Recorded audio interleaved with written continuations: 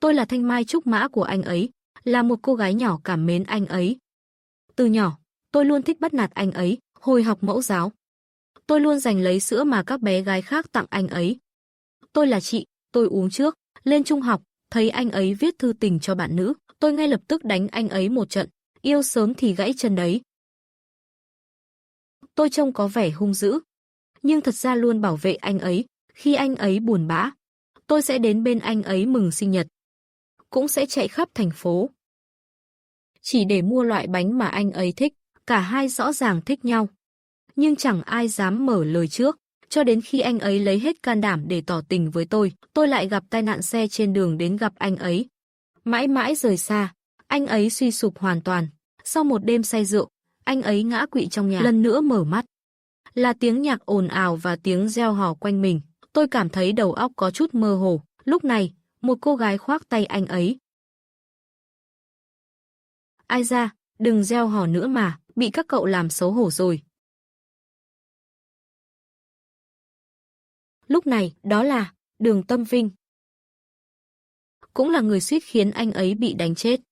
Là kẻ xúi giục anh ấy và tôi hiểu lầm, khiến hai người bỏ lỡ nhau suốt bao năm. Không ngờ, lần này đôi mắt tôi sáng lên. Chẳng lẽ tôi đã trọng sinh? Vậy chẳng phải có cơ hội thay đổi sao? Đang suy nghĩ thì, Đường Tâm Vinh lại lén nhắn tin cho anh ấy, nói, phản ứng đi chứ. Anh như vậy là từ chối thẳng mặt, làm tôi mất mặt rồi. Hơn nữa, anh chẳng muốn biết tôi có thích anh không sao. Anh đừng nói gì hết. Nếu tôi và anh ấy thật sự thích, nghe tin anh và tôi bên nhau, chắc chắn sẽ tìm đến anh. Đến 10 giờ, tôi sẽ giải thích với họ. Tôi nhìn anh ấy, trong lòng tràn ngập xót xa. Kiếp trước, vì tin tưởng vào người anh em tốt này, tôi đã im lặng trước những lời trêu ghẹo, không thừa nhận, cũng không phủ nhận. Kết quả là ngày hôm sau, tin đồn về việc tôi và Tâm Vinh ở bên nhau lan khắp phố. Lâm Uyển cũng từ hôm đó dọn khỏi nhà tôi. Sau đó, Đường Tâm Vinh dựa vào tên tôi, đi vay tiền khắp nơi từ bạn bè quen biết. Cuối cùng thì anh ta bỏ trốn, để lại một đống chủ nợ tìm đến tôi. Tôi mới nhận ra mình chỉ là quân cờ. Tôi cố gắng giải thích rằng mình không phải bạn gái của ai tin cả. Tôi suýt chút nữa bị đám chủ nợ đánh chết. Cuối cùng, vẫn là Lâm Uyển quay lại cứu tôi. Nghĩ đến đây, làm sao tôi có thể đi vào vết xe đổ nữa. Tôi cầm lấy micro bên cạnh, giọng nói vang lên khắp phòng, đừng có trêu đùa nữa.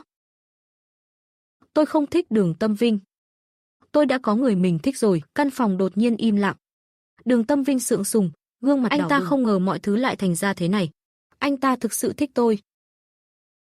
Ban đầu nghĩ rằng có thể ép tôi bằng trò này, nhưng tôi lại phản ứng ngoài dự tính của anh ta. Tôi nhìn gương mặt ấm ức của Đường Tâm Vinh, nở nụ cười đầy châm chọc, thôi đủ rồi. Hôm nay dừng tại đây đi, tôi không khỏe.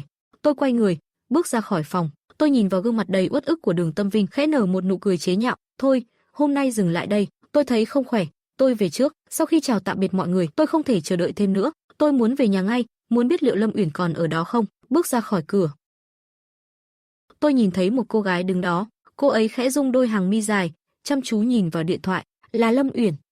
Vội vã bước đến trước mặt cô ấy, hơi thở có chút gấp gáp. Tôi khẽ hỏi. Cô gái ngẩng đầu lên, đôi mắt hoa đào xinh đẹp. Cô ấy nhìn tôi, đôi mắt đầy bình thản. Này, đến lấy chìa khóa thôi, em quên mang theo. Nghe giọng nói quen thuộc ấy, lòng tôi đột nhiên dâng trào cảm xúc, nước mắt như muốn trào ra, nhưng tôi cố kiềm lại. Tôi quay mặt đi, giấu đi ánh mắt. Đợi lâu chưa?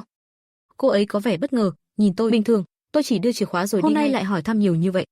Ánh mắt cô ấy lóe lên chút vui vẻ, nhưng khuôn mặt vẫn giữ vẻ điềm tĩnh, như thể người vừa đứng ngoài cửa do dự suốt nửa giờ. Không dám gọi điện chính là tôi, không phải cô ấy. Đi thôi, về nhà cùng tôi. Tôi lấy điện thoại ra, gọi xe ngay lập tức. Em muốn tôi đi cùng sao? Giọng Lâm Uyển mang chút không chắc chắn. Không ở lại với Đường Tâm Vinh à? Lời nói của cô ấy mang chút lạnh lùng, rồi cô ấy quay mặt đi, tránh ánh mắt của tôi. Em nói gì vậy? Tôi khẽ cười. Anh ta không phải gì với tôi cả, anh ta không quan trọng bằng em. Cô ấy sững sờ, đôi mắt hoa đào khẽ mở rồi lớn. Cô ấy quay mặt đi, nhưng tôi nhìn thấy vành tay cô ấy ửng đỏ. Tôi mỉm cười nhẹ, yên tâm, tôi sẽ không nói với gì là em. Thấy ánh mắt đầy kinh ngạc của Lâm Uyển, tôi bật cười. Trước đây, tôi thật ngốc, sao lại không nhận ra sớm hơn? Lâm Uyển thích tôi, rõ ràng như vậy. Tâm tư của cô gái nhỏ, cảm xúc non nớt, hoàn toàn không thể che giấu được. Tôi giả vờ thở dài, giọng điệu như trêu đùa. Liên quan gì đến tôi đâu có thích anh ta. Khi xe đến, tôi vẫy tay và nói, đi thôi, về nhà. Tôi muốn nắm tay cô ấy, nhưng rồi lại rụt tay lại, cố gắng giữ vẻ bình thản. Tôi quay lưng bước vào xe. Lâm Uyển ngập ngừng một chút, cuối cùng cũng theo sau. Ngồi xuống ghế, ngón tay cô ấy vô tình chạm vào màn hình điện thoại, tôi vô tình liếc qua, trên màn hình hiện lên dòng chữ Phương Viên ngốc nghếch. Tôi không nhịn được cười, Lâm Uyển cũng phát hiện ra, khuôn mặt đỏ bừng. Vội vàng tắt màn hình, ánh mắt nhìn thẳng phía trước, giả vờ như không có chuyện gì xảy ra. Không gian trong xe đột nhiên trở nên im lặng, tôi thở dài trong lòng, không muốn tiếp tục vòng vo. Ban nãy trong buổi tiệc, mọi người cứ ép tôi và Đường Tâm Vinh rằng tôi và anh ta nên ở bên nhau. Lâm Uyển ngừng lại, ánh mắt khẽ liếc về phía tôi không dừng lại, tiếp tục nói một hơi, nhưng tôi không thích anh ta. Tôi đã nói thẳng điều đó, anh ta liền bỏ đi khóc. Lâm Uyển nghe vậy, môi cô ấy khẽ cong lên, dù sao cũng không thích, chẳng sao cả. Cô ấy khẽ lẩm bẩm, cô ta cũng không đẹp lắm. Em đẹp hơn cô ta nhiều, chúng ta lớn lên cùng nhau, nếu anh muốn có bạn gái, cũng nên tìm người đẹp hơn em chứ. Giọng nói của cô ấy cố giữ bình tĩnh, nhưng tôi thấy gò má đỏ bừng, tôi bật cười, dịu dàng nhìn cô ấy. Em đẹp nhất rồi, Lâm Uyển, em là cô gái xinh đẹp nhất mà tôi từng gặp. Lời nói ấy khiến không khí trong xe trở nên kỳ lạ. Cả hai chúng tôi đều im lặng. Chúng ta lớn lên cùng nhau mà. Nếu anh muốn có bạn gái, chẳng lẽ không chọn người đẹp hơn tôi sao? Giọng nói của Lâm Uyển nghe có chút chua chát, nhưng gương mặt lại giữ vẻ lạnh lùng. Tôi bật cười, nhìn cô ấy, em đẹp hơn nhiều mà. Em là cô gái xinh đẹp nhất mà tôi từng gặp đấy. Lời nói vừa dứt, không khí giữa chúng tôi trở nên mơ hồ lạ thường. Thật may, quãng đường từ kỹ thuật viên về đến khu chung cư không quá xa. Lâm Uyển vừa xuống xe, tôi vẫn thấy cô ấy khẽ đặt tay lên ngực. Cô ấy đang tự hỏi, tôi vừa khen cô ấy sao? Khi chúng tôi bước vào cổng khu chung cư, bất ngờ lại nhìn thấy Đường Tâm Vinh đứng đó, đôi mắt đỏ hoe. Anh ta chưa biết rằng tôi và Lâm Uyển sống cùng nhau.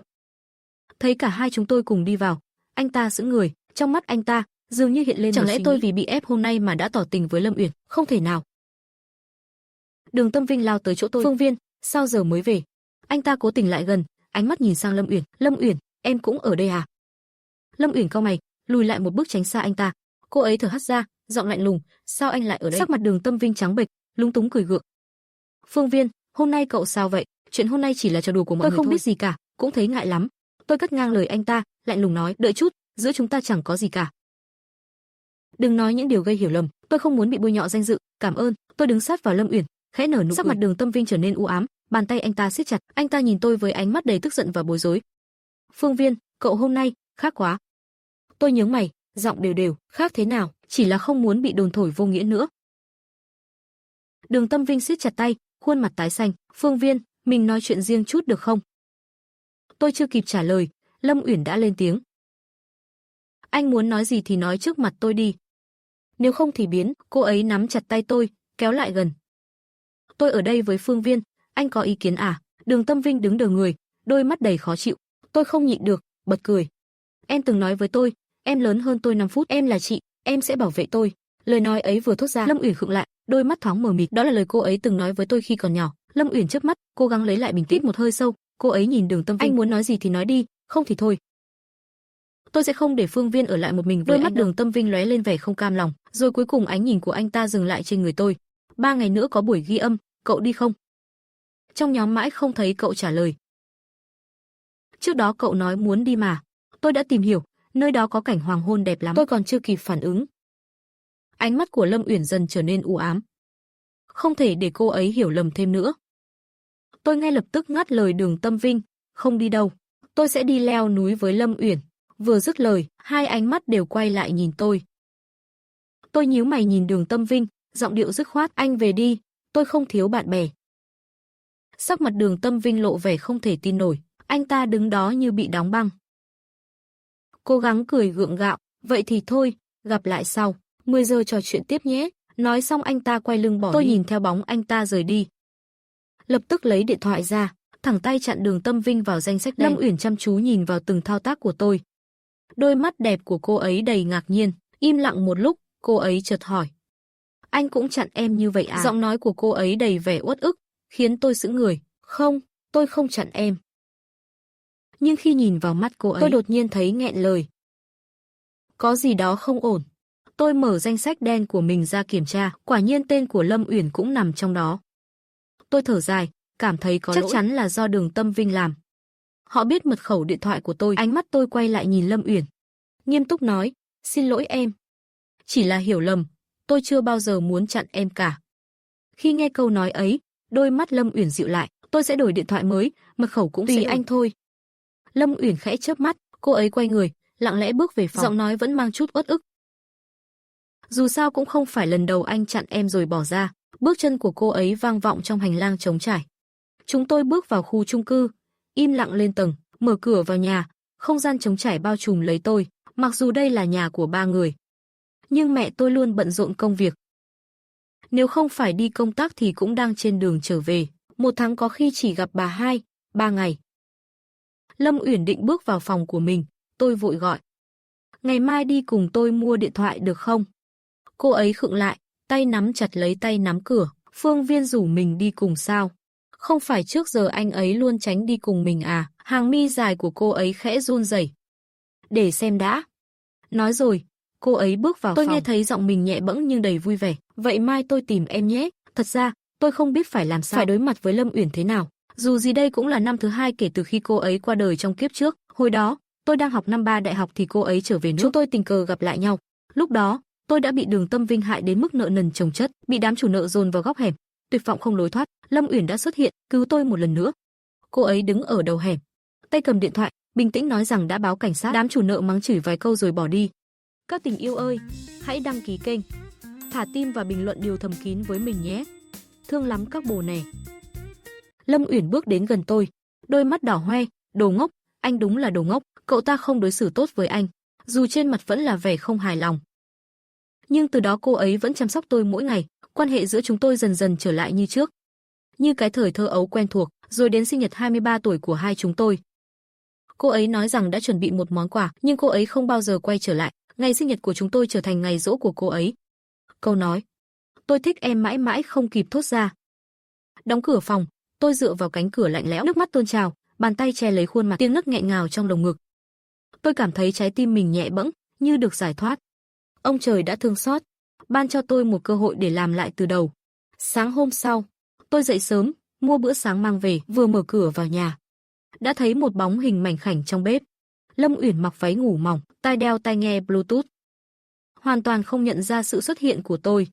Cô ấy giơ tay uống nước, vạt váy hơi kéo lên, đôi chân dài thon gọn càng lộ rõ. Hình ảnh ấy khiến tim tôi đập loạn, cơ thể của một thiếu niên 18 tuổi, luôn dễ dàng phản ứng nhanh chóng. Đúng lúc đó, Lâm Uyển quay lại, thấy tôi đứng ngẩn người ở cửa, tay xách túi đồ ăn, đôi mắt cô ấy đỏ lên, gương mặt cũng dần đỏ ửng. Tôi cũng cảm thấy má mình nóng bừng. Lâm Uyển bỗng nhận ra mình chỉ mặc váy ngủ 2 giây và không mặc nội y, chưa kịp mở lời. Cô ấy đã vội đặt ly nước xuống, quay người chạy nhanh về phòng. Tôi cảm thấy mũi mình có gì đó không đúng, đưa tay lên chạm nhẹ. Chết tiệt, chảy máu mũi rồi. Bên trong phòng, Lâm Uyển vừa chạy vào, liền vùi mặt vào chăn, ôm lấy gò má nóng ran, thật xấu hổ quá. Nhưng rồi cô ấy chợt nhớ ra, cái ly cô ấy vừa dùng là ly của tôi. Vội thay đồ, cô ấy chỉ mong tôi chưa vào bếp. Nhưng khi bước ra ngoài, tôi đang cầm đúng chiếc ly ấy uống nước. Ánh mắt cô ấy hoảng loạn, lắp bắp, nói gì bây giờ, có nên giải thích không? Hay là quay lại phòng cho rồi? Vừa định lùi lại, giọng tôi đã vang lên. Anh mua bữa sáng rồi, một lát nữa còn đi mua điện thoại nữa mà. Bước chân của Lâm Uyển khựng lại ngay lập tức. Cô ấy cố gắng giữ vẻ bình tĩnh, gật đầu. Được thôi. Rồi từ từ bước đến bàn ăn, nhưng ánh mắt vẫn không nhịn được, nhanh chóng liếc về phía chiếc ly màu xanh nhạt ấy. Tôi cười thầm, mọi hành động của cô ấy đều không thoát khỏi mắt tôi. Giả vờ như không nhận ra điều gì, đặt bữa sáng xuống trước mặt Lâm Uyển. Mua đủ rồi, có bánh cuốn, bánh bao, cả bánh trứng chiên nữa, cậu muốn ăn gì ăn bánh bao nhé. Anh dậy sớm thật đó. Giọng của Lâm Uyển lạnh nhạt, nhưng gò má lại đỏ bừng, lộ vẻ lúng túng. Nếu không phải thấy gương mặt đỏ ấy, tôi có lẽ đã bị thái độ của cô ấy đánh lừa. Tôi đẩy bánh bao về phía cô ấy, vì em đồng ý đi với tôi hôm nay, nên tôi vui không ngủ được. Đối với cô nàng kiêu kỳ như Lâm Uyển, cách hiệu quả nhất là tấn công trực diện. Quả nhiên, vừa nghe vậy, Lâm Uyển lập tức ngước lên, ánh mắt đầy ngạc nhiên. Em chưa nói là sẽ đi mà. Nhưng cũng không từ chối, đúng không? Tôi biết rất rõ cô ấy. Một cô gái ngoài lạnh trong ấm, hơi kiêu kỳ, chỉ cần không từ chối, nghĩa là đồng ý. Quả nhiên, cô ấy im lặng, nhưng tôi cố tình thở dài, làm bộ thất vọng. Chẳng lẽ em không muốn đi với tôi sao? Hay em có việc bận? Tôi không có. Giọng của Lâm Uyển đột ngột cao hơn, ngắt cô ấy liếc nhìn tôi một cái, không bận gì cả, tôi sẽ đi cùng anh. Nào, ăn sáng đi. Nói xong, cô ấy tránh ánh mắt của tôi. Tôi mỉm cười vui vẻ, tiếng cười nhẹ nhàng vang lên, tiếng cười của tôi lướt qua tai cô ấy, khiến vành tai đỏ rực như bị đốt nóng. Không khí giữa chúng tôi dường như ấm áp hơn. Suốt bữa sáng, cả hai chẳng nói gì thêm, đến khi Lâm Uyển uống hết ngụm sữa cuối cùng. Tôi mới khẽ lên tiếng, hồi nãy lúc về, tôi thấy em rất vui vẻ nhỉ. Lâm Uyển lập tức sặc sữa, ho liên tục, cô ấy ho đến mức mặt đỏ bừng, thở hổn hển. Tôi vội đứng dậy, đưa cho cô ấy vài tờ giấy, định vỗ nhẹ lưng giúp cô ấy. Nhưng cô ấy xua tay, không sao. Rồi vội vàng đứng lên, cố gắng giữ bình tĩnh, tôi đi thay đồ. Không đợi tôi nói thêm gì, cô ấy đã quay lưng chạy nhanh vào phòng. Cô ấy chạy nhanh vào phòng, như sợ rằng tôi sẽ hỏi, vừa nãy, em có uống nước từ chiếc ly của tôi không? Làm sao mà trả lời đây? Lâm Uyển muốn từ chối cuộc hẹn tối nay, cô ấy không chịu nổi cảm giác xấu hổ. Thật là mất mặt quá. Dù trước đây cô ấy cũng từng làm như vậy, nhưng lần này bị phát hiện rồi. Liệu tôi có nghĩ cô ấy là người kỳ quặc không? Tôi chỉ định thử xem phản ứng của cô ấy. Có thể là cô ấy còn ngái ngủ nên cầm nhầm ly. Nhìn dáng vẻ lờ đờ đó, rõ ràng vừa ngủ dậy. Nhưng nhìn phản ứng bối rối, rõ ràng là cô ấy biết. Và có lẽ, không phải lần đầu tiên. Chúng tôi là thanh mai trúc mã, từng lớn lên bên nhau. Dù có 3 năm xa cách khi cô ấy ra nước ngoài, nhưng khi trở về, quan hệ của chúng tôi vẫn gần gũi, chỉ thiếu một bước nữa để phá vỡ lớp ngăn cách mỏng manh. Sau khi dọn dẹp bàn ăn, tôi cũng vào phòng thay đồ. Nhưng khi ra ngoài, cửa phòng của Lâm Uyển vẫn đóng kín. Tôi nhướng mày. Bước vào bếp, lấy điện thoại ra. Chụp lại chiếc ly màu hồng nhạt, gửi bức ảnh đến đoạn chat mới ghim tối qua. Vừa nãy uống nước nhầm ly của em, vậy là gián tiếp hôn rồi sao? Tin nhắn vừa gửi đi chưa đầy 1 phút, cánh cửa phòng bật mở. Lâm Uyển đứng đó, đôi mắt còn ướt ánh nước. Phương Viên, anh đúng là đồ lưu manh. Tôi cố tình giữ vẻ mặt ngây thơ. Đùa em thôi mà. Gương mặt Lâm Uyển đỏ bừng, đầy ngượng ngùng. Cô ấy biết mình không thể trốn tránh nữa. Nhưng cô ấy đã nghĩ ra lý do rồi. Lúc sáng, tôi buồn ngủ quá, lấy nhầm ly của anh, không phải cố ý đâu. Cô ấy biết chuyện sáng nay không thể trốn tránh, nhưng ít nhất cô ấy đã nghĩ ra một lý do. Sáng nay, em buồn ngủ quá. Không cố ý đâu, giọng nói vì căng thẳng mà nhỏ dần. Từ nhỏ đến lớn, cô ấy chưa bao giờ giỏi nói dối. Tôi khẽ cười. Không sao mà, trước đây em còn cướp sữa của tôi, uống nửa ly của tôi, còn gì đâu. Lâm Uyển ngẩn người, trong lòng gợn sóng. Nhưng chuyện đó khác mà. Lúc đó chúng tôi còn nhỏ, bây giờ mọi thứ đã khác rồi. Anh vẫn coi em là chị sao? Suy nghĩ ấy khiến trái tim cô ấy thêm nặng nề, cảm giác thất vọng. Lâm Uyển cố gắng giữ bình tĩnh, khẽ một tiếng, rồi im lặng không nói thêm lời nào. Tôi thở dài, vậy, giờ mình đi chứ? Nhưng giọng cô ấy nghe rõ ràng là u ám. Mãi đến khi ra khỏi cửa, tôi mới nhận ra. Có lẽ câu nói đùa của tôi đã làm cô ấy buồn, bởi vì cô ấy không còn vui vẻ như trước. Trong suốt quãng đường, Lâm Uyển im lặng, chỉ đến khi bước ra ngoài hành lang, cô ấy mới khẽ hỏi. Phương Viên. Trong lòng anh, em vẫn như trước kia sao? Tôi ngẩng đầu, rời mắt khỏi điện thoại, nhìn cô ấy. Gương mặt ấy luôn xinh đẹp từ bé, hồi mẫu giáo, có biết bao bạn nhỏ tặng sữa cho cô ấy, mong cô ấy làm cô dâu của họ, nhưng Lâm Uyển luôn từ chối tất cả. Rồi quay sang cướp sữa của tôi với lý do, em là chị, sữa của em là của em, anh phải nhường em. Nhớ lại chuyện đó, tôi bật cười khẽ gật đầu, có lẽ là vậy. Ánh mắt của Lâm Uyển tối lại, vẻ thất vọng hiện rõ. Nhưng chưa đầy 2 giây, tôi tiếp tục nói, giọng ấm áp, nhưng không phải em luôn đặc biệt trong lòng anh sao? Trong lòng tôi, em cũng vậy. Lâm Uyển đứng sững lại, ánh mắt ngỡ ngàng. Tôi không dám nói thêm gì nữa, bước nhanh về phía xe.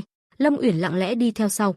Trong đầu không ngừng vang lên câu nói đó, vậy là trong lòng Phương Viên, mình cũng đặc biệt sao? Nỗi buồn vừa rồi dường như tan biến trong nháy mắt.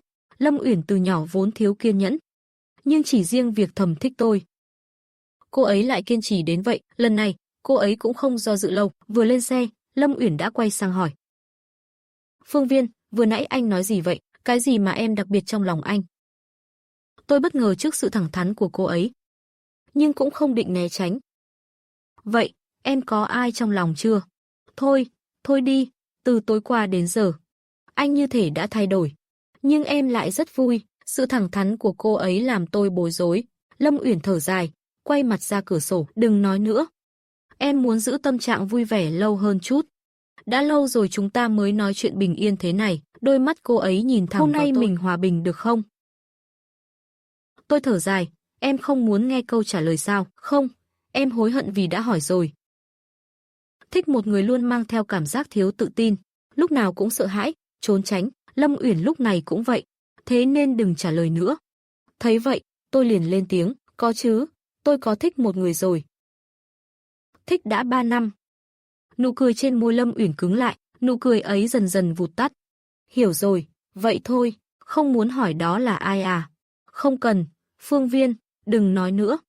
Giọng nói cô ấy có chút nghẹn ngào, đầy uất ức.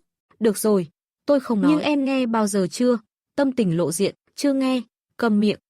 Tôi không biết nên khóc hay cười, đây rõ ràng là cơ hội để tỏ tình thẳng thắn, nhưng khi thấy mắt cô ấy đỏ lên, gần như sắp khóc, tôi lại do dự.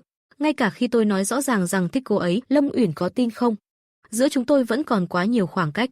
Sự ngượng ngùng này kéo dài, cho đến khi chúng tôi đến trung tâm thương mại, không khí giữa hai người đầy gượng gạo. Cả hai xuống xe, bước vào sảnh lớn. Vừa xuống xe, Lâm Uyển đã chủ động hỏi. 3 năm thích một người mà không theo đuổi được, không phải là Đường Tâm Vinh chứ? Không, tôi không thích Đường Tâm Vinh, nếu em muốn biết thì không phải. Nhưng em biết tại sao anh không theo đuổi được. Lâm Uyển liếc nhìn tôi một cái, bởi vì bên cạnh anh luôn có Đường Tâm Vinh. Với cô ta bên cạnh, ai mà dám tiếp cận anh không theo đuổi được. Nhưng cô ta thì rất vui. Lâm Uyển đã nghĩ suốt quãng đường đến đây. Đại học rồi, cô ấy học cùng trường với anh. Hai người còn sống chung dưới một mái nhà, thật ra điều kiện của cô ấy là hoàn hảo. Tiên hạ thủ vi cường không phải sao? Lại còn xinh đẹp như vậy. Sao có thể thất bại được? Lâm Uyển tự an ủi bản thân.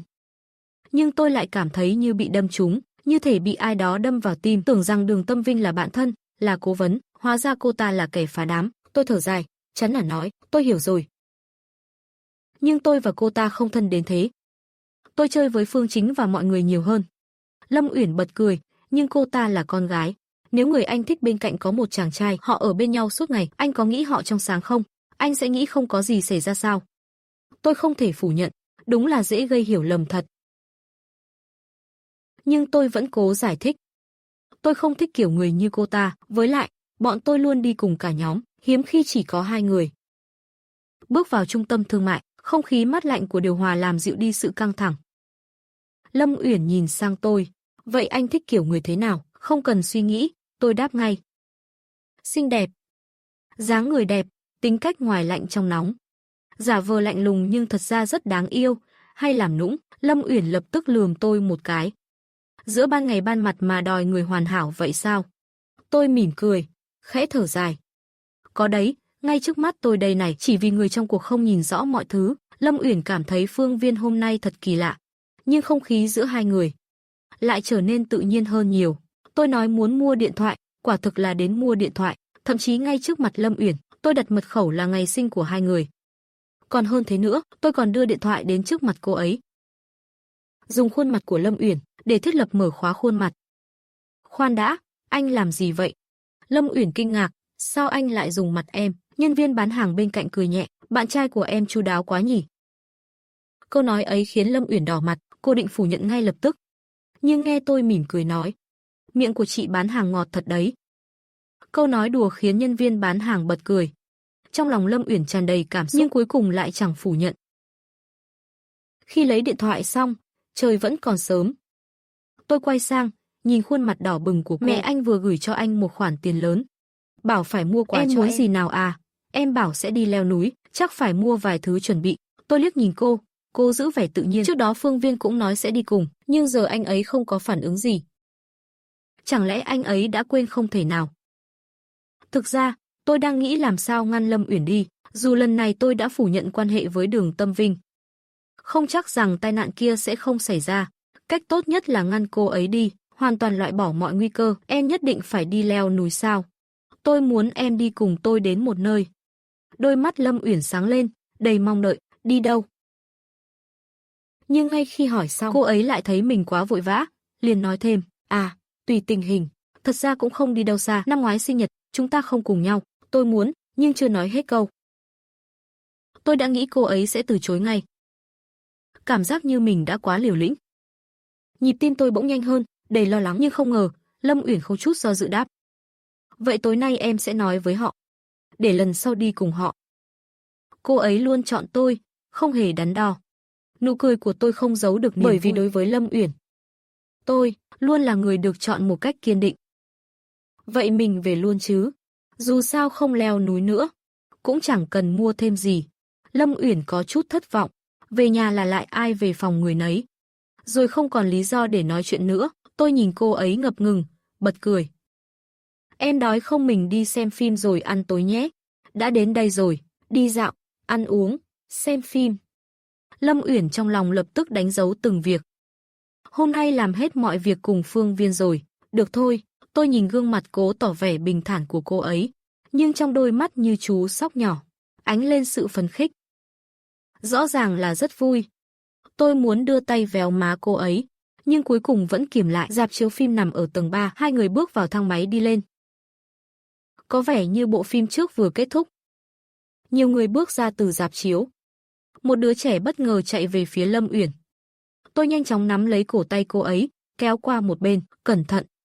Sự ấm áp từ lòng bàn tay anh truyền thẳng lên cổ tay Lâm Uyển. Cả người cô ấy như bắt đầu nóng bừng lên. Dòng người dần tan, nhưng anh vẫn không buông tay cô ấy. Hai người vừa bước tới quầy vé, thì một giọng nói vang lên. Phương ca. Cả Lâm Uyển và tôi đều quay lại. Thì ra là Đường Tâm Vinh cùng vài nam sinh đứng cách đó không xa. Có vẻ như họ vừa xem xong một bộ phim. Chàng trai gọi tên tôi đầy hào hứng. Thật sự là Phương ca. Vừa nãy tớ còn nói trông giống mà. Ánh mắt của Đường Tâm Vinh dán chặt vào tay tôi, đang nắm lấy tay Lâm Uyển.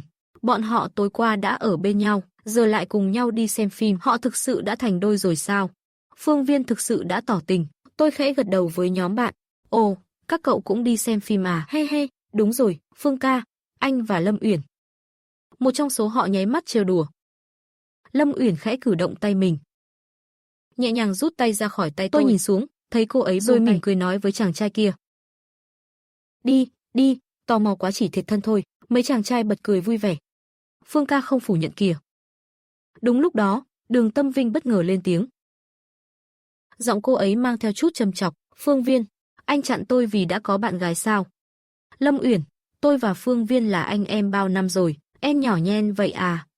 Trong giọng nói cô ấy có chút ghen tuông không che giấu. Lâm Uyển liếc nhìn Đường Tâm Vinh, khóe môi cong lên thành nụ cười nhạt. Cô là ai? Và đúng, tôi nhỏ nhen đấy, bạn trai của tôi không muốn anh ấy có bạn gái thân là con gái. Sắc mặt Đường Tâm Vinh tái đi, cô ấy không ngờ Lâm Uyển lại thẳng thắn như vậy. Trong phút chốc, cô ấy không nói được gì. Ánh mắt cô theo thói quen tìm kiếm tôi. Nhưng phát hiện ra ánh mắt tôi chỉ chăm chú nhìn Lâm Uyển. Thậm chí không liếc nhìn cô ấy một lần. Sắc mặt Đường Tâm Vinh càng trở nên trắng bệch, nhưng cô ấy vẫn cố gượng cười.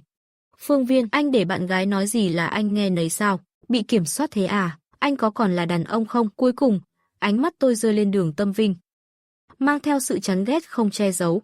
Nếu không nghe bạn gái thì nghe cô chắc. Cô đang quá giới hạn rồi đấy. Đường Tâm Vinh, sắc mặt cô ấy trở nên tái nhợt, đôi mắt ửng đỏ, nước mắt trực trào, rồi cô ấy chạy vội về phía lối ra. Hai chàng trai còn lại đứng ngơ ngác, lúng túng.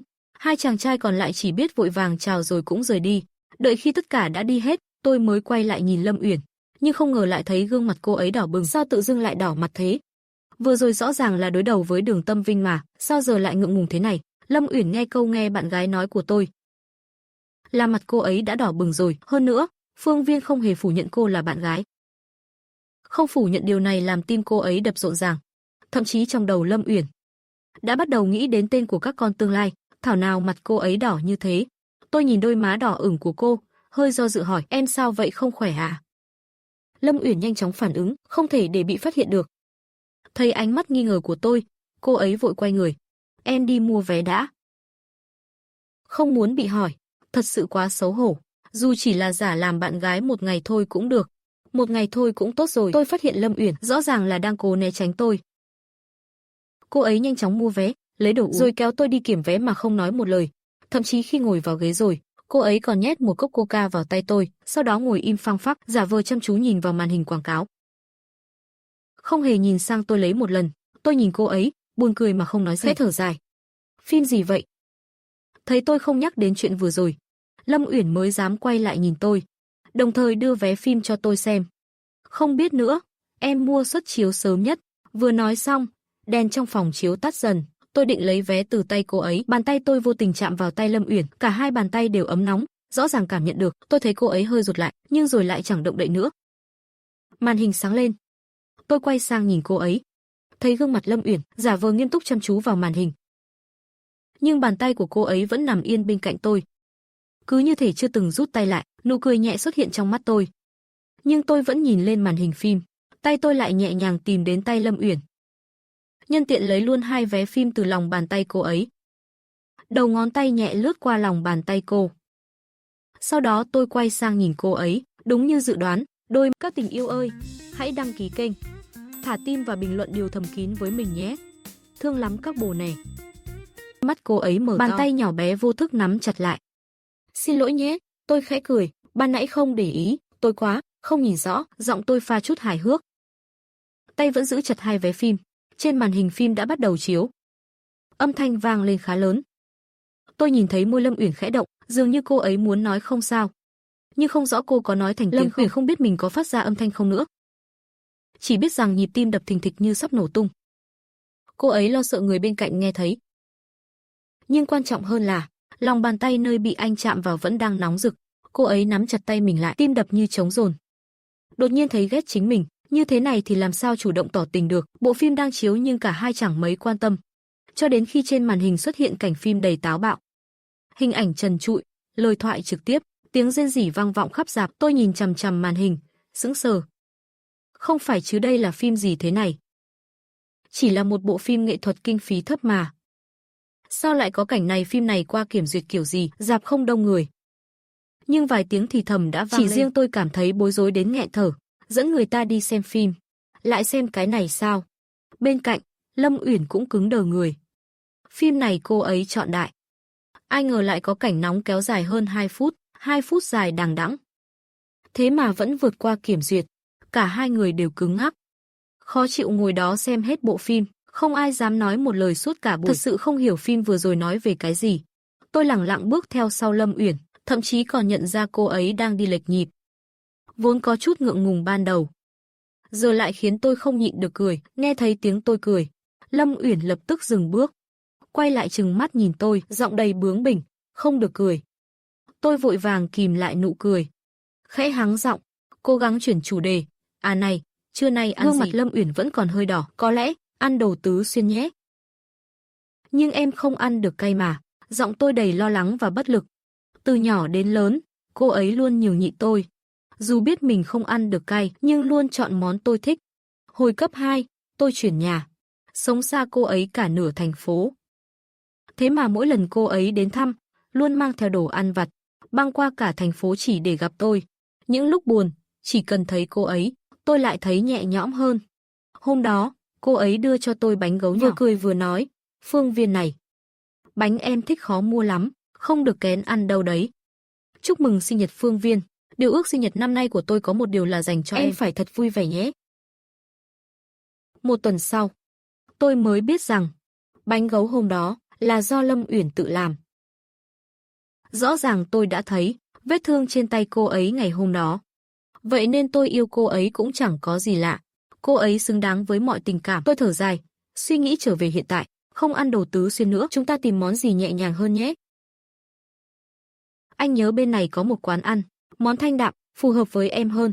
Lâm Uyển ngẩn ra một chút, cô ấy muốn nói gì đó, nhưng chưa kịp mở lời.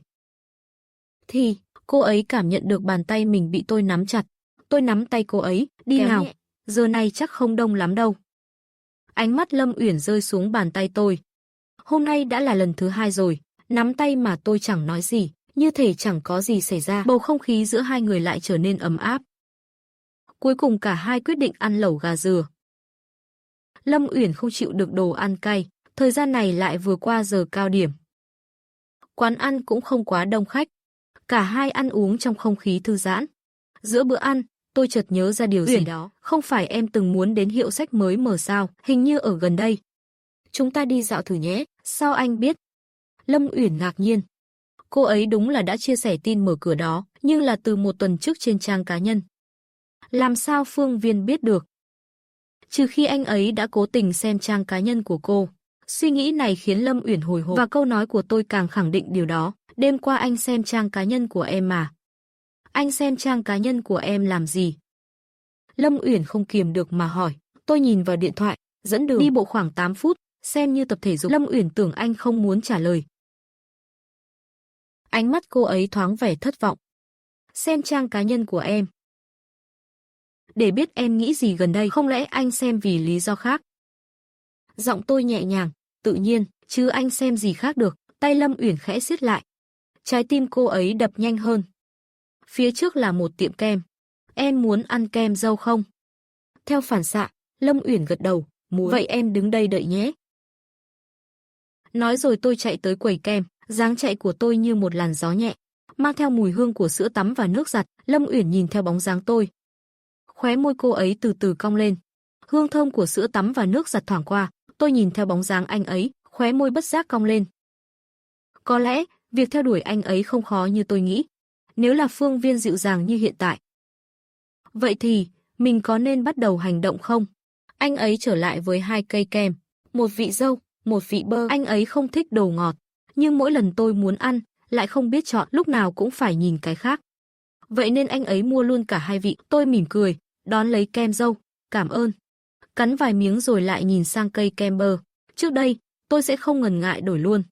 Nhưng giờ, lại có chút Phương Viên nhận ra sự lưỡng lự, anh ấy chìa cây kem bơ ra, ăn đi, anh chưa đụng tới, rồi chìa tay định lấy lại kem dâu. Nhưng tôi lại không đưa lại, chỉ cười.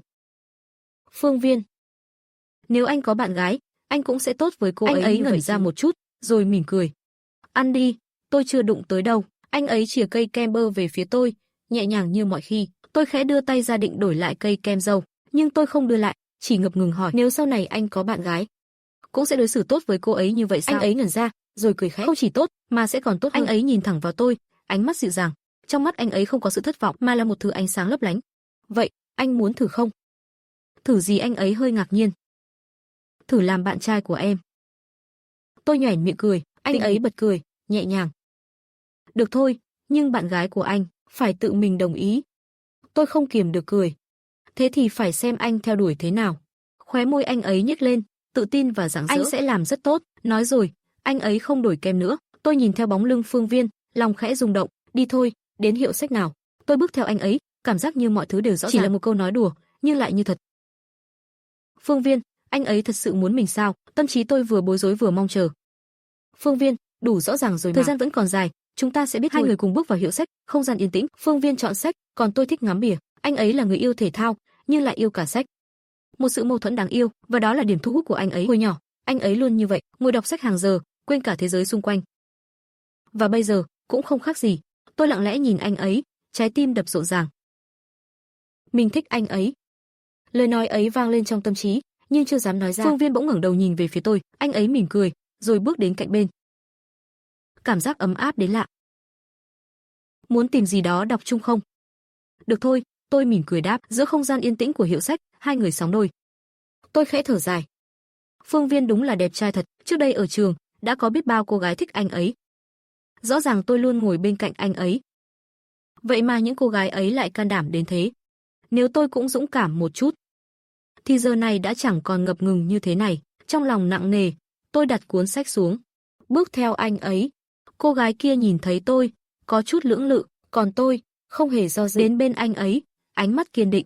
Anh đang với tay lấy một cuốn sách. Khoảnh khắc ấy, tôi bước tới, chen vào giữa, anh ngẩn ra, ngạc nhiên. Em làm gì đấy?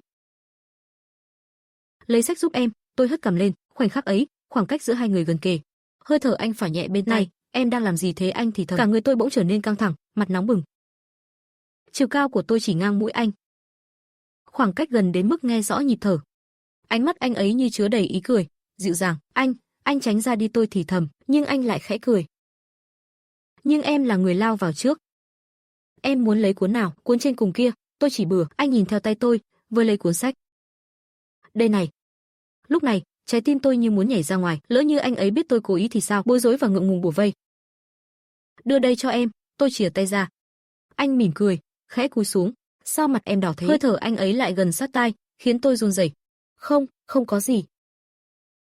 Hơi thở ấm áp ấy làm tôi càng thêm bối rối, lòng ngập tràn xúc cảm rối bời. Được rồi, sách của em đây. Anh ấy đưa cuốn sách vào tay tôi, mỉm cười. Còn tôi, chỉ biết cúi đầu lý nhí cảm ơn. Trái tim đập thình thịch như muốn vỡ, vừa lúng túng lại vừa vui vẻ.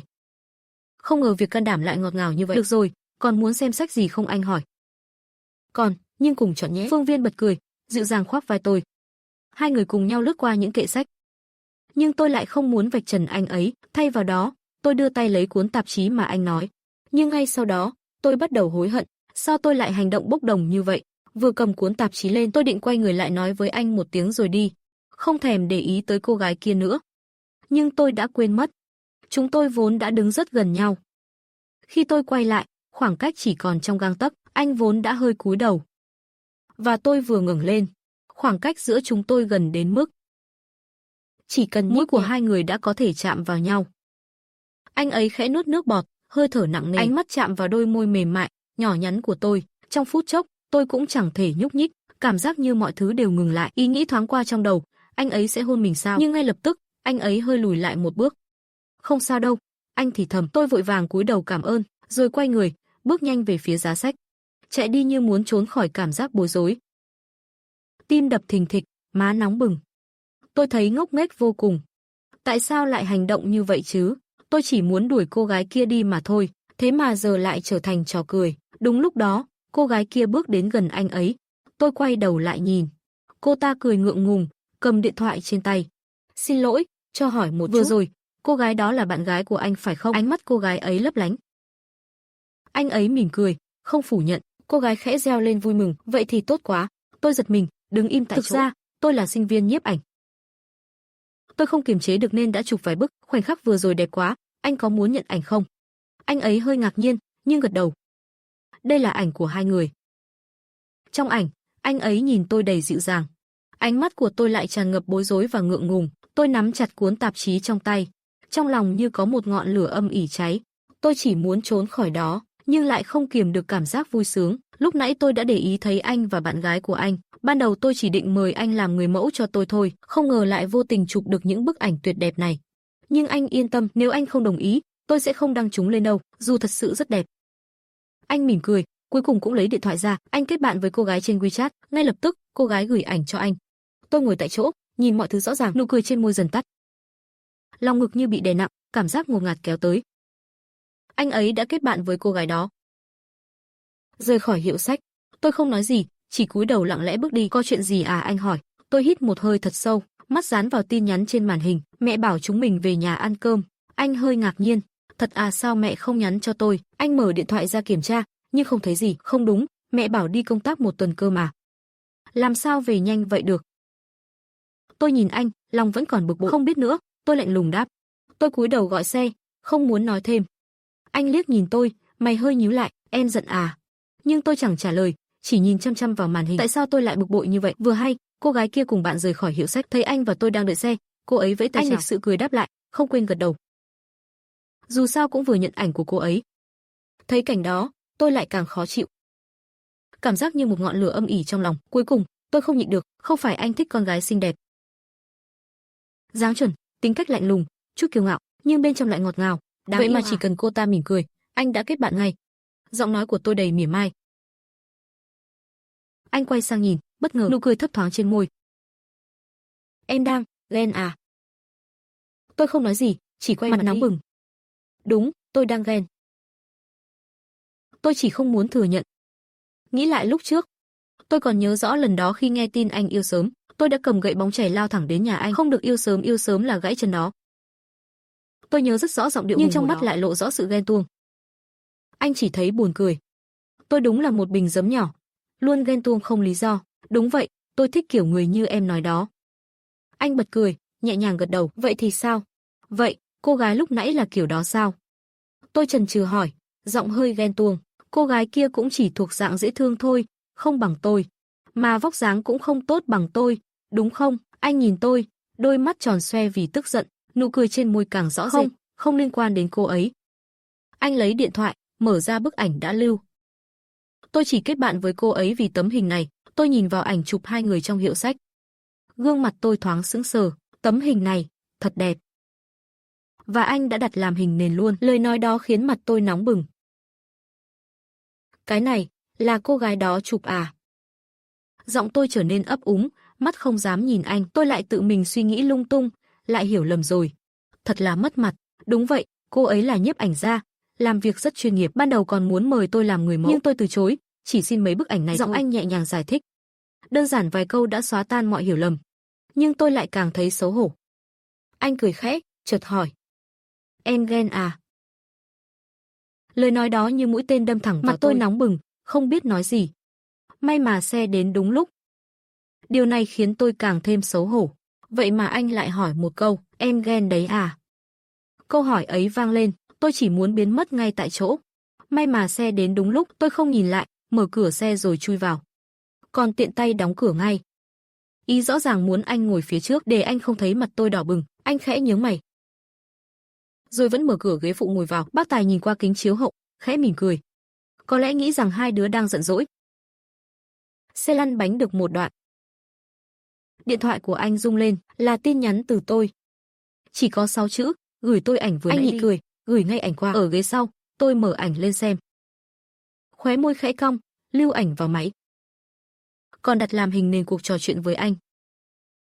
Tôi lướt từng bức ảnh, chủ yếu là nhìn biểu cảm của anh. Đôi mắt anh nhìn tôi, thật dịu dàng. Tôi ngẩng đầu, ánh mắt vô tình chạm phải gương chiếu hậu. Anh đang nhìn tôi qua đó. Tôi vội quay mặt đi, cố tỏ ra bình tĩnh. Nhưng trái tim lại đập loạn nhịp. Anh nhìn thấy hết, chỉ thấy đáng yêu vô cùng. Tôi vô tình bắt gặp ánh mắt anh qua gương chiếu hậu. Anh nhìn biểu cảm của tôi, khẽ nhếch môi cười. Tôi vội vàng quay mặt đi, cố tỏ ra bình tĩnh. Nhưng trái tim lại đập loạn nhịp, không thể che giấu. Anh dường như phát hiện ra một thú vui mới. Nhìn tôi, gương mặt lộ rõ sự lúng túng, thật đáng yêu. Không lâu sau, xe dừng trước khu nhà. Hai người xuống xe, bước vào khu chung cư. Bỗng gặp mẹ anh, bà vừa đi chợ về. Các tình yêu ơi, hãy đăng ký kênh, thả tim và bình luận điều thầm kín với mình nhé. Thương lắm các bồ nè. Anh nhìn thấy mẹ, vẫy tay gọi, chào mẹ. Bà nhìn thấy tôi, lập tức nở nụ cười rạng rỡ, bảo bối của mẹ. Mẹ anh giang tay ôm chầm lấy tôi bật cười, trong khi anh nhăn mặt. Con đây mà mẹ lớn tướng rồi còn bị mẹ anh mới buông tôi ra, vỗ nhẹ vai anh. Được rồi, thiếu gia của mẹ thấy con rồi. Về nhà nào, hai đứa, mẹ biết giấy báo trúng tuyển của hai đứa đến rồi. Nên mẹ vội về ngay, ngày thi tốt nghiệp, mẹ không tiễn được các con. Lần này mẹ phải có mặt rồi. Mẹ anh nắm tay cả hai, kéo về phía nhà, khuôn mặt rạng rỡ, ánh mắt tràn đầy yêu thương. Nhưng mà hai đứa cùng ra ngoài với nhau sao? Hiếm thấy ghê. Anh khẽ lắc đầu, thở dài. Mẹ nhắn tin cho em ấy mà. Mẹ không nhắn cho con đâu. Thế mà mẹ chỉ nhắn cho Uyển Nhi thôi. Vừa nghe đến Uyển Nhi, tôi bất giác quay sang nhìn anh. Và bắt gặp nụ cười rạng rỡ của anh. Mẹ anh cũng cảm thấy lạ, quay sang hỏi. Ủa, sao lại gọi là Uyển Nhi? Trước giờ toàn gọi là Tiểu Uyển. Anh đổi cách gọi rồi hả? Anh mỉm cười đáp. Mẹ biết hai đứa ở cùng nhau. Nếu không thì mẹ đã nhắn riêng cho con rồi. Mẹ là loại người mẹ vô trách nhiệm vậy sao? Anh bật cười. Phải, có không mẹ ở đây. Bầu không khí mơ hồ và lúng túng giữa hai người lập tức tan biến. Ngược lại, ba người cùng nhau trò chuyện vui vẻ. Bữa tối do mẹ anh nấu. Là mì, món mà anh đặc biệt yêu thích. Anh nhận ra, Uyển Nhi ăn rất ít. Mẹ anh như nhớ ra điều gì đó. Uyển Nhi, mẹ con tối qua còn gọi cho gì? Hai mẹ con lại cãi nhau sao? Nụ cười trên môi Uyển Nhi khẽ tắt. Cô nhẹ giọng đáp, xin lỗi gì, đã làm phiền gì rồi? Phiền gì đâu chứ, con ngoan ngoãn, hiểu chuyện thế này, có gì mà phải lo. Thay vào đó, dì phải cảm ơn con đã giúp dì trông nom thằng nhóc nhà dì. Mẹ anh liếc nhìn anh, mỉm cười. Mặc dù thành tích của nó không tệ, nhưng cái thời kỳ nổi loạn của nó dài thật. Mỗi lần dì đi công tác, dì lo lắng lắm. Cũng nhờ có Uyển Nhi trông chừng. Lúc này, mẹ anh nhìn cô gái nhỏ ngoan ngoãn trước mặt, thở dài. Lúc nào mẹ con cãi nhau, dì cũng nghĩ giá mà con là con gái của dì thì tốt biết nhưng bao. Bố mẹ con cũng vì muốn tốt cho con thôi. Nếu con không muốn thì cứ nói chuyện với họ. Đừng lúc nào cũng cãi nhau như vậy. Uyển Nhi khẽ cắn môi, đáp nhẹ, dạ, con biết rồi, dì Triệu. Anh không kìm được mà mở lời. Dì, tại sao bác gái với Uyển Nhi lại cãi nhau? Làm sao mà hai người lại xưng hô như thế này? Uyển Nhi nhìn anh, ánh mắt bất ngờ, thế nhưng anh lại chỉ chăm chú nhìn mẹ mình. Mẹ anh đảo mắt. Nhìn con thế này là biết bình thường chẳng quan tâm. Bố mẹ Uyển Nhi muốn gửi con bé đi du học. Bao nhiêu thứ đã chuẩn bị xong xuôi rồi. Con không muốn đi. Uyển Nhi đột ngột ngắt lời, con muốn ở lại trong nước. Mẹ anh nhìn cô, mỉm cười, được rồi. Con không muốn đi thì đừng đi. Vậy thì cứ ở lại, ở trong nước, có gì Triệu ở đây mà. Vì chủ đề này, tâm trạng của Uyển Nhi rõ ràng không được tốt. Sau khi ăn xong, cô định giúp dọn dẹp. Nhưng bị dì Triệu ngăn lại, thế nên cô về phòng trước, còn anh thì bị mẹ kéo vào bếp rửa bát. Vừa rửa bát, mẹ vừa nói chuyện không ngừng, hỏi han cuộc sống gần đây của anh, Chủ đề nhanh chóng chuyển sang Uyển Nhi. Giá mà Uyển Nhi là con gái ruột của mẹ, thì chúng ta đã là người một nhà rồi. Di Triệu cảm thán. Anh lau tay khô bằng khăn giấy. Bình tĩnh đáp. Mẹ à, thật ra không nhất thiết phải là con dâu cũng là người nhà mà, mẹ thấy sao? Di Triệu sững người, sau đó mới hiểu ra ý của anh, mắt bà mở to, ngạc nhiên, sau đó bà giơ tay đập nhẹ vào người anh. Thằng nhóc hư, nói bậy gì thế, Uyển Nhi là chị của con đó. Anh không né tránh. Nhìn mẹ với ánh mắt nghiêm túc, mẹ, tỉnh táo lại đi. Uyển Nhi đâu phải chị con, cô ấy chỉ là ở nhờ nhà mình thôi, nếu con có thể theo đuổi được. Thì đó mới là người nhà. Di Triệu ngẩn người, tay đang rửa bát chậm lại, bà nhìn anh với vẻ kinh ngạc. Sao trước đây mẹ không nhận ra? Con lại có suy nghĩ như thế này nhỉ? Trước đây cứ thấy Uyển Nhi là con lập tức quay lưng đi cơ mà. Thì ra là ngại à? Di Triệu trừng mắt nhìn anh. Bao giờ con bắt đầu có suy nghĩ này? Hai người không nhận ra rằng cửa phòng Uyển Nhi đã mở ra, cô đã định ra ngoài giúp rửa bát.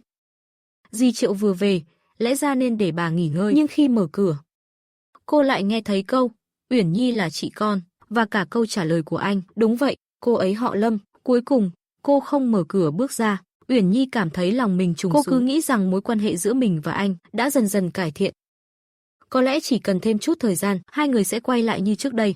Nhưng hóa ra, trong mắt anh, cô vẫn không phải là người thân của anh. Một cảm giác bực bội, khó chịu và mâu thuẫn dâng lên trong lòng Uyển Nhi. Cô đóng cửa phòng lại. Bây giờ mà ra ngoài, cả ba người sẽ chỉ thấy lúng túng. Còn anh, hoàn toàn không biết rằng hậu phương đã bốc cháy. Là từ khi nào thế? Chắc là từ cấp 3, thích chơi đùa, không phải chuyện bình thường. Cô ấy giỏi giang, xinh đẹp, hiểu chuyện, người lớn đều thích cô ấy. Con cũng thích. Điều này chứng tỏ mắt nhìn của con tốt. Anh cười nói với mẹ. Di Triệu trợn mắt nhìn anh, nhưng không phản bác. Uyển Nhi biết suy nghĩ của con rồi đấy. Giọng của Di Triệu trở nên dịu hơn, bà dường như cũng đã hiểu ra.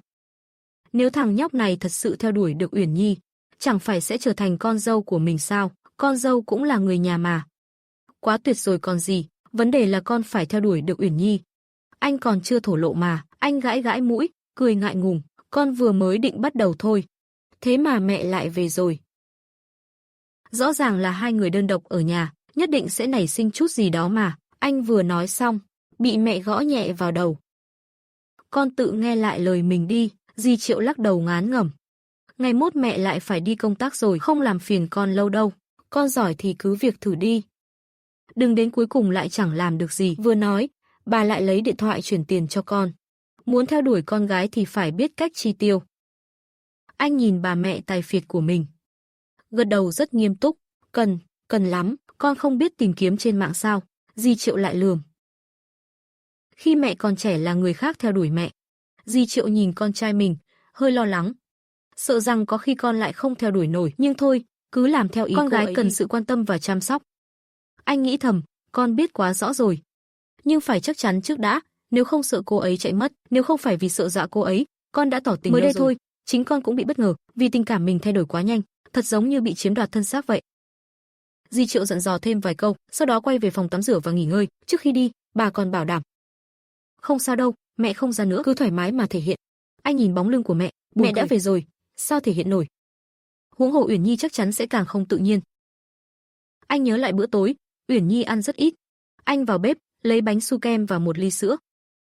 Rồi nhẹ nhàng gõ cửa phòng Uyển Nhi, vài giây sau, có tiếng bước chân từ bên trong. Uyển Nhi lau tóc, nghĩ rằng là dì Triệu. Dì ơi, cháu sẽ gọi cho ba mẹ ngay ạ. Lời còn chưa dứt, cô nhìn thấy anh trước mặt. Sắc mặt lập tức trở nên lạnh nhạt, có chuyện gì sao? Sự lạnh lùng bất ngờ của cô khiến anh hơi ngỡ ngàng, rõ ràng lúc nãy còn vui vẻ mà. Anh giơ khay bánh su kem lên. Hồi nãy thấy em ăn ít, em đói không? Muốn ăn bánh su kem không? Uyển Nhi hơi khựng lại. Không cần, cảm ơn. Cô lạnh nhạt trả lời, anh có thể đi rồi. Ánh mắt của Uyển Nhi rơi vào bàn tay anh đang cầm bánh su kem. Cô khẽ lắc đầu. Cảm ơn, tôi không đói. Anh cảm nhận được tâm trạng cô có vẻ hơi buồn. Anh đưa ly sữa trong tay đến trước mặt cô. Vậy uống sữa nhé. Uyển Nhi mím môi, nhìn ly sữa. Cô khẽ hỏi, giọng nhỏ như tiếng thì thầm. Là vì tôi là khách nên anh mới lịch sự vậy sao? Câu hỏi ấy khiến anh sững sờ. Khách lịch sự anh không hiểu. Anh chỉ lo em chưa ăn no thôi. Anh thật sự không hiểu cô đang nghĩ gì. Cuối cùng Uyển Nhi cũng không hỏi thêm gì nữa. Dù sao cô cũng chẳng có tư cách để hỏi điều đó. Dù sao, cô vốn chỉ đang ở nhờ mà thôi. Nghĩ vậy, cô cúi đầu, tự giễu bản thân. Như vậy cũng tốt. Nếu một ngày nào đó rời đi, cô sẽ không còn là chị gái của anh nữa. Bánh su kem và sữa cuối cùng cũng là anh ăn và uống. Anh cảm thấy Uyển Nhi hiện giờ giống như cô gái 18 tuổi năm nào, lúc nào cũng thích giấu mọi thứ trong lòng. Đó là kỹ năng độc quyền của tuổi trẻ sao? Anh chỉ muốn thở dài. Cuối cùng, anh quay vào phòng tắm. Thôi thì ngày mai hỏi cô ấy xem. Sáng hôm sau, dì Triệu đã ra ngoài. Khoảng 10 phút sau, Uyển Nhi gõ cửa phòng anh bước ra mở cửa. Thấy cô đứng đó, ánh mắt có chút lưỡng lự. Ăn sáng thôi, tôi thấy trong bếp còn vài nguyên liệu. Tôi đã nấu xong rồi. Ồ. Anh theo sau cô bước ra phòng khách. Trong nhà, Uyển Nhi mặc đồ ở nhà đơn giản. Mái tóc dài được buộc lên cao, lộ ra chiếc cổ trắng ngần thanh mảnh. Từ phía sau nhìn, cô tựa như một chú thiên nga nhỏ. Anh rửa tay rồi ngồi xuống đối diện Uyển Nhi. Hôm qua, anh giữa hai người dường như đã thân thiết hơn. Vậy mà tối qua cô lại nghe được câu không phải người nhà. Anh không biết phải làm sao để hiểu cô nữa. Cuối cùng, anh quyết định không đoán nữa. Cô đột nhiên mở lời. Anh còn ghét tôi không? Anh ngạc nhiên ngẩng đầu nhìn cô. Anh nghĩ đã đến lúc phải nói rõ ràng. Anh chưa bao giờ ghét em cả. Có lẽ cách anh tránh mặt em trước đây khiến em hiểu lầm rồi. Thật sao? Cô hỏi, giọng rất bình tĩnh. Sự bình tĩnh ấy dần xua tan nỗi lo lắng trong lòng cô. Uyển Nhi nhìn anh chăm chú. Cô khẽ cắn môi, rồi lấy hết dũng khí. Thôi, tôi nói thẳng luôn nhé. Từ nhỏ, chúng ta lớn lên bên nhau. Tôi từng nghĩ tôi rất hiểu anh. Nhưng từ sau khi chú và dì ly hôn, mọi thứ dường như thay đổi. Tôi không còn hiểu anh nữa. Ánh mắt cô thoáng nét buồn. Tôi không biết anh đang nghĩ gì. Không hiểu tại sao chỉ cần một tuần không gặp, là chúng ta đã xa lạ. Cứ như chỉ một tuần không gặp, chúng ta đã trở nên xa lạ rồi. Anh có rất nhiều bạn bè xung quanh, còn anh thì thay đổi thất thường. Lúc lạnh lùng, tôi thật sự không hiểu nổi, không muốn đoán nữa. Chúng ta chỉ là hàng xóm, là bạn từng thân thiết thôi. Nếu anh cảm thấy chúng ta không thể nói chuyện được nữa, thì không sao, tôi cũng không muốn làm phiền nữa. Cô nói xong, cúi đầu xuống, hàng mi dài che đi cảm xúc trong mắt. Anh đứng đó, bối rối, không biết phải nói gì. Lời cô như dòng suối không ngừng tuôn trào, khiến anh không thể chen vào được. Khoan đã, không phải đâu. Nghe anh nói đã. Anh không ghét em. Anh chưa bao giờ ghét em.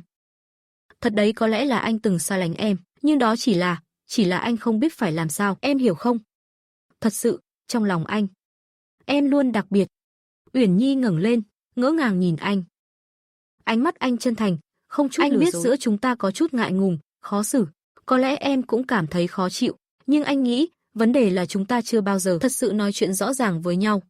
Và giờ là lúc rồi, đúng không? Anh chăm chú nhìn cô. Anh chưa bao giờ ghét em. Và sẽ không bao giờ ghét em. Anh thích em. Nhưng hiện tại, anh không dám nói rõ. Uyển Nhi siết chặt đôi đũa trong tay, ngón tay trắng bệch. Cuối cùng, cô buông đũa xuống, nhẹ nhàng hỏi. Tối qua, anh nói với dì rằng tôi không phải người nhà. Tôi nghe thấy rồi, anh muốn tôi rời đi sao? Cô có chút ngại ngùng. Những suy nghĩ thầm kín không dám nói ra đã bị anh nghe thấy. Nhưng khi nghe đến câu phía sau, cảm giác như một gáo nước lạnh dội thẳng xuống. Không phải, anh cũng buông đũa xuống. Em nghe lén người khác nói chuyện chỉ nghe nửa câu thôi sao? Hơn nữa lại là nửa câu gây hiểu lầm nhất. Ai bảo anh muốn em rời đi chứ? Những lời như thể tỏ tình sau đó. Cô lại chẳng nghe thấy một câu nào. Uyển Nhi ngạc nhiên nhìn anh, đôi mắt tròn xoe. Em vô tình nghe thấy mà. Ai ngờ còn phải nghe tiếp. Nghe tiếp thì bất lịch sự quá. Thật sao? Được rồi, anh chịu thua. Anh bất đắc dĩ cười khổ. Ý anh là, với mẹ anh, hiện tại em không phải người nhà của chúng anh. Nhưng nếu đổi một quan hệ khác, thì mẹ anh sẽ có lý do để nói với chú Lâm cho em ở lại. Dù trong lòng anh, em luôn là người nhà. Câu cuối cùng, anh nói to hơn, rõ ràng hơn. Nét buồn bã trên gương mặt Uyển Nhi lập tức biến mất. Khóe môi cô nở một nụ cười nhẹ nhàng. Thế còn có chút lương tâm. Em nấu cơm cho anh bao lâu nay, không phải như vậy. Anh không có ý đó. Em là người quan trọng với anh, là người mà anh muốn giữ bên cạnh. Chỉ là anh muốn chúng ta không phải là gia đình theo kiểu đó, là gì? Là người mà anh yêu. Vậy mà anh lại nói em không phải người nhà, thật là khiến người ta lạnh lòng. Bầu không khí nhẹ nhõm hơn nhiều, là do tuổi trẻ nổi loạn, cô cảm thấy thoải mái hơn rất nhiều. Uống một ngụm canh, Cô bỗng nhớ ra, anh nói đổi một quan hệ khác là sao? Anh đang uống canh, nghe câu hỏi liền mỉm cười. Là kiểu quan hệ mà em ở lại nhà anh một cách hiển nhiên, em nghĩ là kiểu gì? Anh đặt bát xuống, nhìn cô nghiêm túc. Chúng ta không có quan hệ máu mủ. Nhưng nếu trở thành một mối quan hệ khác. Uyển Nhi ngẩn người, đôi mắt sáng lên. Anh, ý anh là bạn gái anh, là người yêu của anh. Anh nhấn mạnh từng chữ, không còn chút do dự nào, sắc đỏ dần dần lan tỏa trên gương mặt Uyển Nhi. Trái tim cô đập loạn nhịp. Cô ngượng ngùng cúi đầu. Các tình yêu ơi, hãy đăng ký kênh, thả tim và bình luận điều thầm kín với mình nhé. Thương lắm các bồ nè.